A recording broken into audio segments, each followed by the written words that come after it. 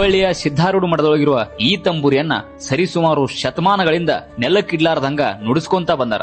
ನಮಸ್ಕಾರ ರೀ ಕರ್ನಾಟಕದ ಮಂದಿಗೆ. ಹುಬ್ಬಳ್ಳಿಯ ಸಿದ್ಧಾರೂಢರ ಮಠಕ್ಕ ತಮ್ಮೆಲ್ಲರಿಗೂ ಆತ್ಮೀಯವಾದ ಸ್ವಾಗತ. ಮಾತು ಬರಲಾರ್ದಂತ ಸಣ್ಣ ಮಕ್ಕಳನ್ನ ಈ ಮಠಕ್ಕೆ ತಗೊಂಡು ಬಂದು ಸಿದ್ಧಾರೂಢರ ಅಂಗಾರ ಹಚ್ಚಿ ಸ್ವಲ್ಪ ಅಂಗಾರ ತಿನ್ನಾಕ್ ಕೊಟ್ರ ಅವ್ರಿಗೆ ಈ ಮಾತು ಬಂದಂತ ಪವಾಡಗಳು ಈ ಮಠದೊಳಗ ನಡೆದು ಹೋಗ್ಯಾವ. ಬಹುಶಃ ಅದಕ್ಕ ಹೇಳಿರ್ಬೋದಲ್ಲ, ಸಿದ್ಧಾರೂಢರ ಅಂಗಾರ ನಾಡಿಗೆಲ್ಲ ಬಂಗಾರ ಅಂತೇಳಿ. ಇನ್ನೊಂದು ವಿಶೇಷತೆ ಏನಂತಂದ್ರ ಈ ಮಠದೊಳಗಿನ ಆರೂಢ ಜ್ಯೋತಿ ಎಷ್ಟೋ ಶತಮಾನಗಳ ಕಳೆದು ಹೋದ್ರು ಎಂತ ಮಳಿಗಾಳಿ ಬೀಸಿದ್ರೂ ಒಂದ್ಸಲಾನು ಆರೇ ಇಲ್ಲ ಅಂತಾರೆ.